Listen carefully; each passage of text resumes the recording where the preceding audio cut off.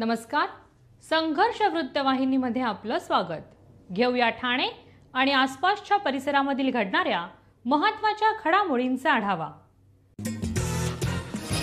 बालकांच्या निरागस हास्यातून भविष्यातील विश्व उजळते. 14 नोव्हेंबर बालदिनानिमित्त आमच्या विद्यालयात इयत्ता पहिलीच्या लहान या विद्यार्थिनी अतिशय उत्साहात आनंदात वर्तमानपत्रापासून तयार केलेल्या विविध देखण्या ड्रेसची वेशभूषा स्पर्धा सादर केली.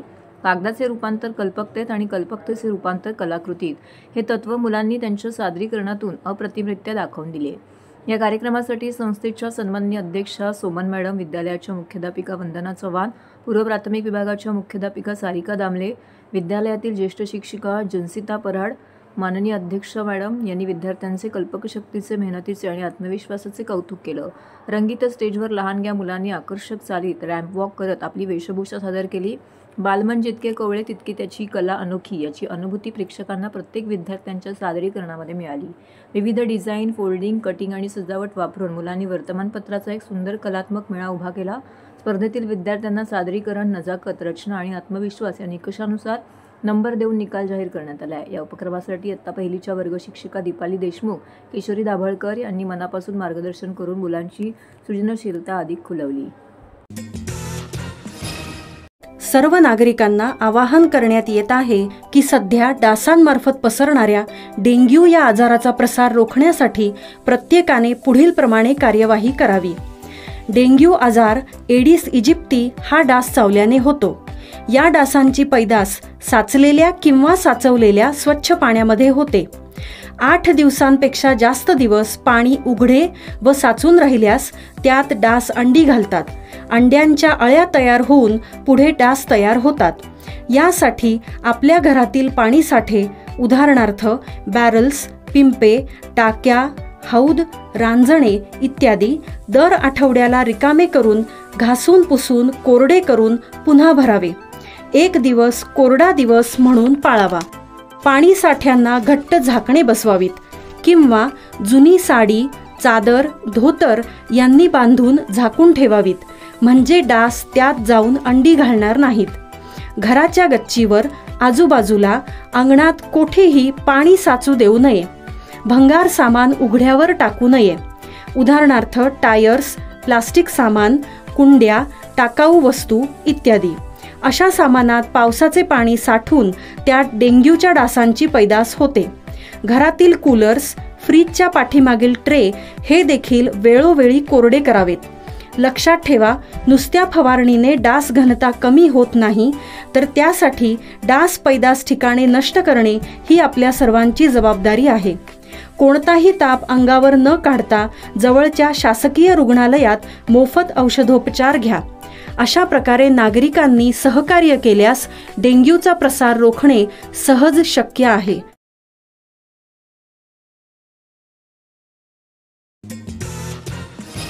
ठाणे वैभवतर्फे आयोजित जल्लोष लोककलांचा या लोककला महोत्सवातील विविध स्पर्धा बालरंगभूमी परिषद ठाणे 2025 शाखेच्या अंतर्गत गडकरी रंगायतन ठाणे येथे उत्साहात पार पडल्या. या स्पर्धांमध्ये ब्राह्मण विद्यालय ठाणे येथील इयत्ता 2री 3रीच्या विद्यार्थ्यांनी लोकनृत्य कलेतून उल्लेखनीय कामगिरी करत उत्कृष्ट क्रमांक मिळवला. विद्यार्थिनींच्या सादरीकरणाला योग्य दिशा देण्यासाठी शालिनी जोशी यांनी मार्गदर्शनाची महत्त्वपूर्ण भूमिका बजावली. नृत्यावरील विद्यार्थिनींचा समन्वय, तालबद्धता आणि लोककलेची झलक यांचे सर्वत्र कौतुक झाले. स्पर्धेत विद्यालयाने मिळवलेल्या उत्कृष्ट क्रमांकामुळे विद्यालयात आनंदाचे वातावरण पसरले असून मुख्याध्यापक, शिक्षक, पालक आणि विद्यार्थिनी यांचे सर्वत्र अभिनंदन होत आहे. विद्यार्थिनींच्या यशाबद्दल विद्यालयातर्फे या कार्यक्रमासाठी विशेष आणि मोलाचं मार्गदर्शन विद्यालयाच्या मुख्याध्यापिका वंदना चव्हाण यांनी केले.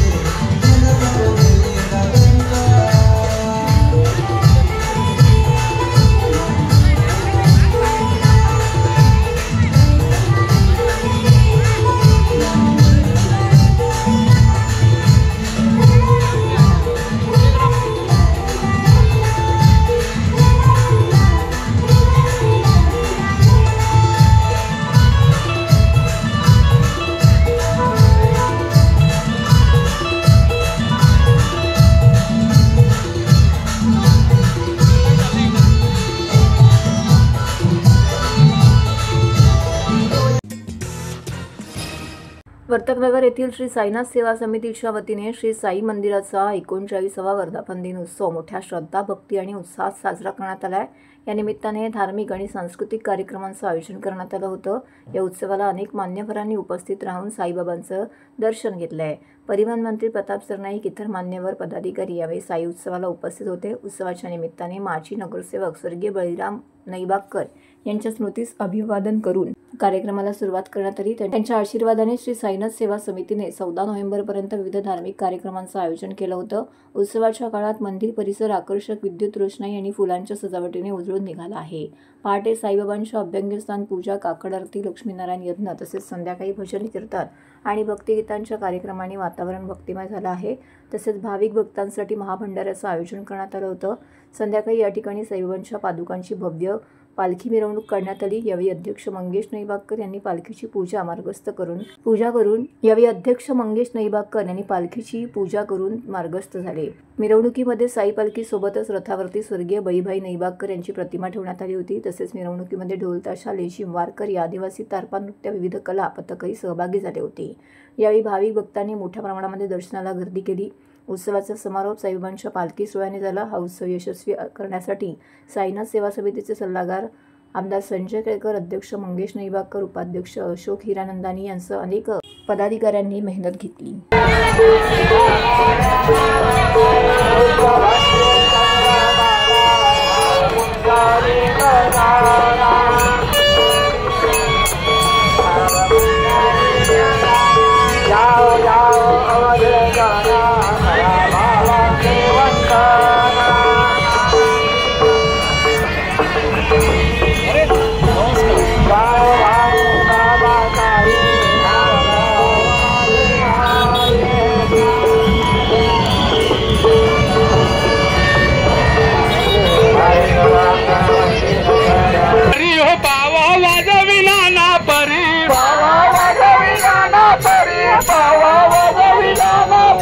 डाव्या गुडघ्याने रांगतो आई मला लोणी दे मानतो, डाव्या गुडघ्याने रांगतो आई मला लोणी।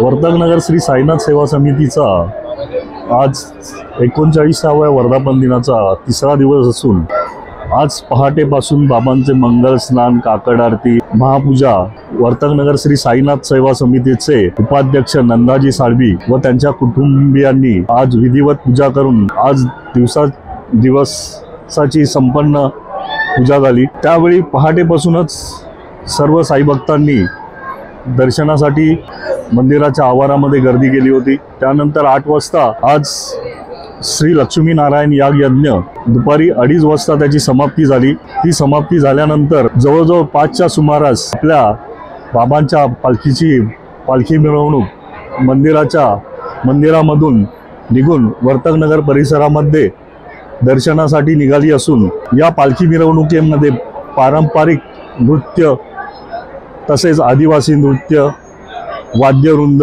लाठी काठी, ढोल ताशे यांच्या गजरामध्ये ही पालखी निघालेली असून संपूर्ण वर्तकनगर परिसरामध्ये श्री साईबाबांच्या पालखीची प्रत्येक चौकामध्ये, प्रत्येक नाक्यावरती साईबाबांच्या पालखीचं दर्शन घेण्यासाठी लोक गर्दी करत आहेत, स्वागत करीत आहेत। वर्तकनगर परिसरामध्ये भीमनगर, बैठी कॉलनी, वर्तकनगर नाका इथून साईबाबांची भव्य पालखी मिरवणूक निघालेली असून तिथे प्रत्येक ठिकाणी रोषणाई केलेली आहे।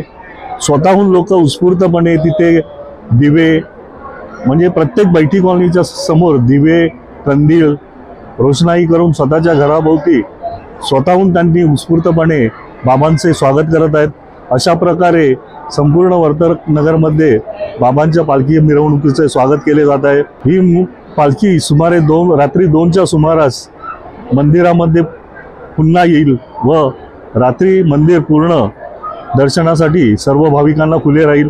जवळजवळ या 3 दिवसामध्ये 5 ते 6 लाख लोक दर्शनासाठी येऊन गेलेले आहेत आणि अजून सुद्धा येत आहेत. आणि आज रात्री आपण मंदिर दर्शनासाठी भाविकांना खुले ठेवलेलेच आहे. अशा प्रकारे या 3 दिवसामध्ये लोकांनी जी वर्तक नगरामध्ये रोषणाई, प्रवेशद्वार, परत संपूर्ण मंदिराच्या परिसरामध्ये राजमहालाचे जे स्वरूप आपण देखावा तयार केलेला आहे, तिथे चलचित्र आहेत, हे बघण्यासाठी लहान मुलं, वयोवृद्ध सर्व भाविकांनी दर्शनाबरोबरच त्या पण गोष्टीचा आनंद घेतला. ठाण्यात अभिनेत्री निवेदिता सराफ यांना यंदाचा गंधार जीवन गौरव पुरस्कार ज्येष्ठ अभिनेते पद्मश्री अशोक सराफ आणि आमदार संजय केळकर यांच्या हस्ते देण्यात आलेला आहे. त्यावेळी केळकर यांचं अभिनंदन करत मी कट्टर भाजप समर्थक असल्याने बिहारमधील भाजपाच्या विजयाचा आनंद झाल्याचं अभिनेत्री निवेदिता सराफ यांनी म्हटलं आहे. गंधार बालनाट्य संस्थेच्या वतीने गंधार गौरव सोहळ्याचं दरवर्षी आयोजन केलं जातं.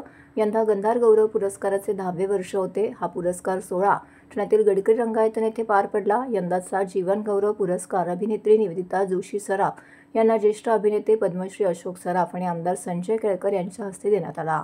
यावेळी व्यासपीठावरती आमदार संजय केळकर, लेखक अभिजित पानसे, अभिनेते विजय पाटकर, राज्य आणि सांस्कृतिक मंडळाचे अध्यक्ष प्रदीप डवळ, दिग्दर्शक निर्माते मंगेश देसाई, ज्येष्ठ संगीतकार अशोक पत्की, विलास टुसे, गंधार संस्थापक मंदार टिल्लू यांची उपस्थिती होती. निवेदिता सराफ म्हणाल्या, आज जी मी काही आहे ते माझे गुरु पती यांच्यामुळे आहे. आज त्यांच्या हस्ते मला पुरस्कार दिला याचा विशेष आनंद होत आहे. सुधा करमरकर यांच्या बालनाट्यातून माझ्या अभिनयाची सुरुवात झाली. बालनाट्य करणं हे खूप कठीण आहे आणि ती काळाची खूप मोठी गरज असल्याचं त्यांनी म्हटलंय. सर्व देश भाजपमय झाले पाहिजे. या सोहळ्यानंतर मंचावरती भाषण करताना आमदार संजय केळकर म्हणाले, बिहारमध्ये डबल सेंचुरी मारली ती तुमच्या आशीर्वादामुळे आणि त्यामुळे डबल इंजिन सरकार किती चांगले असते हे जनतेने दाखवून दिलेलं आहे. आता फक्त बिहारच नव्हे तर सर्व देश भाजपामय झालं पाहिजे असं वक्तव्य त्यांनी केले.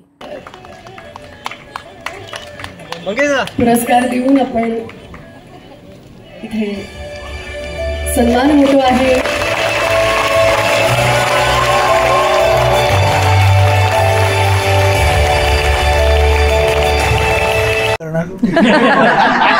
आत्ता त्यांच्या मालिकेत मी काम करते, अशोक मामा या मालिकेमध्ये. आता माझी एंट्री झाली, आम्ही दोघं एकत्र काम करतोय. तर ती मालिका नक्की बघा कलर्स मराठीवरती रात्री 8:30 वाजता सोमवार ते शनिवार. तेवढ्यात माझ्या मालिकेचं प्रमोशन पण झालं.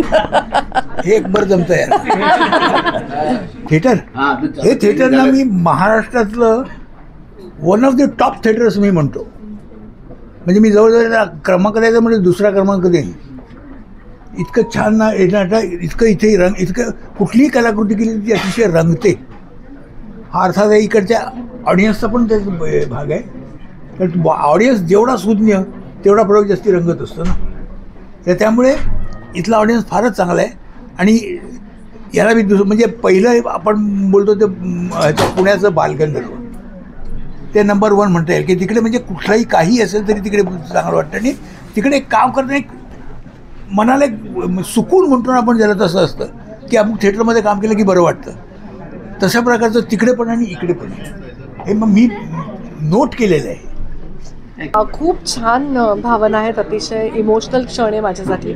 एकतर बालनाट्यापासूनचा प्रवास असा कोणी कन्सिडर करत नाही. पहिलं म्हणजे मुलांसाठी सातत्याने नाटकं करण्याचं काम ही जी संस्था करते गंधारी, आणि गेली 10 वर्ष अविरतपणे करतायत, तेच फार गरजेचं आहे. कारण मध्ये बालनाट्य एक मुवमेंट होती जेव्हा सुधा करमरकर, ज्या माझ्या पहिल्या गुरु, किंवा रत्नाकर मतकरी हे अतिशय प्रोफेशनली मुलांसाठी नाटकं करत असत आणि कुठेतरी ती खंडित झाली. आणि त्यानंतर पुन्हा मंदारनी ती सुरू केलेली आहे. आणखीन अविरतपणे तो त्याच्यासाठी काम करतोय, शिबिरही घेत आहेत. सो ते मला असं वाटतं खूपच चांगली गोष्ट आहे. आणि तिथपासून सुरुवात झालेल्या कलाकारांचा तुम्ही नेहमी या जीवनगौरव पुरस्कारांसाठी कन्सिडर करता, ही खरंच खूप आनंदाची गोष्ट आहे. आणि सर्वात माझ्यासाठी महत्त्वाची गोष्ट माझ्या आयुष्यातली म्हणजे हा पुरस्कार मला अशोकच्या हस्ते मिळाला. त्यांच्या हस्ते माझे गुरु आहेत, माझे पती आहेत. आणि आज अक्षरशः मी जी काय ती त्यांच्यामुळे आहे. ते नेहमीच माझ्या पाठीमागे सगळ्यात अतिशय खंबीरपणे उभे राहिले. आणि हा तुम्हाला जो विचार सुचला की त्यांच्या हस्ते मला पुरस्कार दिला गेला पाहिजे, ती माझ्यासाठी आजच्या पूर्ण दिवसातली सर्वात मोठी आणि खूपच अशी इमोशनल अशी गोष्ट होती. आणि मला असं वाटतं बालनाट्यासाठी सतत काम केलं गेलं पाहिजे. मी मगाशी म्हटलं तसं की काय होतं, त्या शिबिरांमधनं काही सगळेच मोठे अभिनेत्री किंवा अभिनेत्री निर्माण होतील असं नाही, पण चांगले प्रेक्षक नक्कीच निर्माण होतील. आणि एक सभाधीटपणा मुलांना येतो त्या शिबिरांमध्ये पार्टिसिपेट केल्यामुळे. आज घरांमध्ये फक्त पूर्वी जॉईंट फॅमिलीज असायच्या, घरामध्ये एकच मुलगी असते, त्यामुळे एक टीमवर्क म्हणून काम कसं केलं पाहिजे, शेअर कसं केलं पाहिजे हे खरंच मुलांना माहीत नाही. कारण प्रत्येक घरात राजकन्या आणि राजपुत्र असतात, जे काय होणार ते त्यांच्या मतासारखं होतं. तर बाकीच्या लोकांमध्ये मिळून मिसळून राहून काहीतरी ते शिबिराच्या निमित्ताने ते एकत्र येतात, एक टीमवर्क म्हणून एकमेकांबरोबर काम करतात. ते त्यांच्या मानसिक जडणघडणीसाठी सुद्धा फार गरजेचं असं मला वाटतं. त्यामुळे अशा प्रकारची शिबिरं घेणं आणि त्यातनं काही कलाकार पण घडतात आमच्यासारखे, जशी मी आहे. माझ्याबरोबर सुधाताईंच्या नाटकाचं मी सांगायला गेलं तर खूप जण आहेत. विजय केंकरे ज्याचा एवढा आघाडीचा दिग्दर्शक आहे, तोही माझा एक बालमित्र. आणि बालनाट्यात आणखीन एक माझा खूप मोठा बालमित्र जो आज आपल्यात नाही, जो मला एक्सपेरिमेंटल थिएटरकडे घेऊन गेला किंवा बालनाट्यात माझ्याबरोबर होता, तो म्हणजे लक्ष्मीकांत बेर्डे. सो अशी कितीतरी माणसं या बालनाट्यातनं पुढे आपले दिलीप प्रभावळकर म्हणजे त्यांनी केलेली अलबत्या गणपत्यामधली चेटकीण मला वाटत नाही आयुष्यात. आज वैभव मांगलेंनीही उत्तम केली ती, पण कितीतरी लोक असे ह्या बालनाट्यातनं पुढे आलेले आहेत आणि उत्तम रीतीने लहान मुलांचं मनोरंजन केलं. मी आज खूप खुश आहे की गंधार गौरव सोहळ्याला 10 वर्ष यंदा पूर्ण होत आहेत आणि हा दशकपूर्ती सोहळ्याचा कार्यक्रम आज संपन्न झाला गडकरी रंगायतांमध्ये. आणि आमचं भाग्य आहे की आम्हाला पुरस्कार यावर्षी निवेदिता अशोक सराफ यांना देता आला आणि तो सुद्धा अशोक सराफ यांच्या हस्ते. त्यामुळे ते दोघंही या कार्यक्रमाला उपस्थित होते आणि अतिशय भरभरून आमचं त्यांनी कौतुक केलं. त्यामुळे खूप खुश आहे आणि अशांचे आशीर्वाद मिळणं फार महत्त्वाचं असतं. आणि माझी नेहमी धडपड असते की मुलांना चांगले मोठी माणसं दाखवली पाहिजेत, त्यांचा आदर्श त्यांनी घेतला पाहिजे. आज अशोक सराफ आणि निवेदिता सराफ यांच्या निमित्तानं या मुलांना एक मोठा आदर्श मिळाला, त्यांच्यापासून प्रेरणा मिळेल आणि मुलं पुढे काहीतरी करतील. मला खूप आनंद होतोय आणि मी माझ्या सगळ्या टीमचे खरं तर आभार मानतो की त्यांच्या सगळ्या या मेहनतीमुळे आजचा कार्यक्रम खूप छान झाला. धन्यवाद. ठाणे महानगरपालिका क्षेत्रात पाळीव प्राण्यांसाठी गॅसवर आधारित पहिली शवदाहिनी सुरू झाल्यामुळे प्राणीप्रेमींची अनेक वर्षाची मागणी पूर्ण होत आहे. डॉग शेल्टर आणि पेड गार्डन हा आपला पुढील संकल्प असल्याचं प्रतिपादन परिवहन मंत्री प्रताप सरनाईक यांनी केले. बाळकूर अग्निशामक केंद्राच्या मागे माचीवाडा गाव येथे उभारण्यात आलेल्या पाळीव प्राण्यांसाठीच्या पहिल्या गॅसदाहिनीचं लोकार्पण परिवहन मंत्री प्रताप सरनाईक यांच्या हस्ते करण्यात आलं.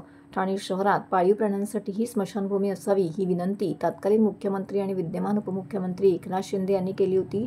त्यानुसार माचीवाडा गाव स्मशानभूमीलगत पाळीव प्राण्यांसाठी स्वतंत्र स्मशानभूमी उभारण्यात आली. या स्मशानभूमीचे प्रवेशद्वार वेगळं आहे. या स्मशानभूमीमुळे प्राणीप्रेमींची वर्षानुवर्षाची मागणी पूर्ण झालेली आहे. यावेळी परिवहन मंत्री प्रताप सरनाईक यांचं त्यांनी सांगितलं. याप्रसंगी माजी स्थायी समिती सभापती संजय बोईर, ठाणे महानगरपालिकेचे अतिरिक्त आयुक्त प्रशांत रोडे, कार्यकारिणी अभियंता संजय कदम, वैद्यकीय अधिकारी डॉक्टर योगिता धायगुडे, पशु वैद्यकीय अधिकारी डॉक्टर शमा शिरोडकर, उप-बीव्ही अभियंता गव्हाणे, प्राणीमित्र संघटनेच्या सोनाली सजनानी उपस्थित होत्या. भटक्या कुत्र्यांची समस्या लक्षात घेऊन मानवी वस्तीपासून दूर घोडबंदर रोड परिसरात एक डॉग शेल्टर उभारण्याची सूचना महापालिका आयुक्त सौरभ राव यांना केली आहे. त्यासाठी आता जागेचा शोध सुरू आहे. तसेच मुंबईच्या धर्तीवर ठाण्यात देखील पेट गार्डन विकसित करण्याचा मानस असल्याची माहिती परिवहन मंत्री प्रताप सरनाईक यांनी दिली आहे. उपमुख्यमंत्री आणि शिवसेना पक्षाचे नेते आदरणीय एकनाथ शिंदे साहेब ह्या राज्याचे मुख्यमंत्री असताना मी त्यांच्याकडे एक मागणी केली होती की माझ्या मतदारसंघामध्ये म्हणजे मीरा भाईंदर आणि ठाणे येथे खूप डॉग्स लवर आहे. पाळीव प्राणी ज्यांच्याकडे आहेत ते खूप लोक मोठ्या प्रमाणात आहे. म्हणजे ठाणे महापालिकेमध्ये तर 15,000हून अधिक हे पाळीव प्राणी पाळणारे लोक आहेत. आणि प्रामुख्यानं हे कुत्रे किंवा मांजरी किंवा काही पांढरे उंदीर असतात, ससे असतात, हे काही पाळीव प्राणी असतात. त्यांच्या मृत्यूनंतर, कारण घरातच एक घटक म्हणून ते लोक त्यांना पाळत असतात, आणि त्यांच्या मृत्यूनंतर कुठेही त्या दहन किंवा अंत्यविधीचा जागा नसल्या कारणानं काही वेळास कोणाच्या तरी ताब्यामध्ये ते देऊन टाकतात, कुठेतरी लांब माळरानामध्ये जाऊन खड्डा खोदून त्या ठिकाणी पुरत असतात, किंवा काही लोक ज्यांच्या ताब्यामध्ये देतात ते खाडी किनारे वगैरे असेच टाकून मोकळे होतात. त्यामुळे फार मोठ्या प्रमाणात सर्वसामान्य लोकांनाही त्याचा त्रास व्हायचा आणि जे प्राणीमित्र आहेत त्यांना तर अगदी त्या घरातल्या कुटुंबातील घटकाप्रमाणे ते त्याचा वापर करत असल्या कारणानं मनस्ताप व्हायचा. आणि अशामुळे ह्या सोनाली सहगल आहेत त्या पाळीव प्राणी जे आहेत त्यांच्यावर प्रेम करणारी ही काही डॉग्स लवर आहेत. म्हणजे त्यासाठी त्यांचे खूप प्रयत्न चालू होते. त्यांनी एकदा मला सांगितलं की अशी जागा कुठेतरी असणं गरजेचं आहे आणि त्यामुळे मी शिंदे साहेबांकडनं निधी घेतला आणि प्रत्येक स्मशानभूमीच्या शेजारी काही मोकळी जागा जी आहे त्या ठिकाणी फक्त पाळीव प्राण्यांसाठी अंत्यविधी केंद्र बनवायचं ठरवलं आणि आज ते प्रत्यक्षात उतरत आहे. ठाणे महानगरपालिकेमध्ये आज हे 545 स्क्वेअर मीटरच्या जागेवर अंदाजे 50 लाख रुपये खर्च करून पर्यावरणपूरक ही विद्युत दाहिनीची व्यवस्था आम्ही केलेली आहे. त्यामुळे ठाणे महापालिका क्षेत्रातीलच नव्हे तर आसपासच्या परिसरातील नागरिकांना त्याचा फायदा होणार आहे. पाळीव प्राण्यांच्या अंत्यविधीचं केंद्र तर आम्ही केलं आहे, पण भविष्यामध्ये डॉग्स लवर फार मोठ्या प्रमाणात आहे. तसेच भटक्या कुत्र्यांची संख्या ही ठाणे महापालिका क्षेत्रात मोठ्या प्रमाणात आहे. तर मी आयुक्तांना सूचना केलेली आहे की एक डॉग शेल्टर आपल्याला घोडबंदर रोडला लांब ज्या ठिकाणी मानवी वस्ती नसेल त्या ठिकाणी आपल्याला निर्माण करायचं आणि तशी ती जागेची पाहणी करतात. आणि त्याचबरोबर मुंबईला एक पेट गार्डन सुद्धा आहे. तर त्या मुंबईच्या पेट गार्डनच्या धर्तीवर फक्त पाळीव प्राण्यांसाठी एक पेट गार्डन ह्या महापालिका हद्दीमध्ये करण्याचं आमचं मानस आणि लवकरच त्याची घोषणा आम्ही करू. आणि त्यासाठी निधीची उपलब्धता झालेली आहे. फक्त जागेची पाहणी अंतिम टप्प्यात असून ती लवकरच म्हणजे महिन्याभरामध्ये सुद्धा आम्ही त्याचं भूमिपूजन करू. त्यामुळे जे पाळीव प्राण्यांवर प्रेम करणारी ठाणे महापालिका क्षेत्रातील लोक आहेत त्याचा त्यांना खूप मोठ्या प्रमाणात फायदा होणार आहे. तर हे होतं संघर्ष वृत्तवाहिनीचं आजचं बातमीपत्र. उद्या पुन्हा भेटू याच वेळी याच ठिकाणी ताज्या घडामोडींसह. तोपर्यंत नमस्कार.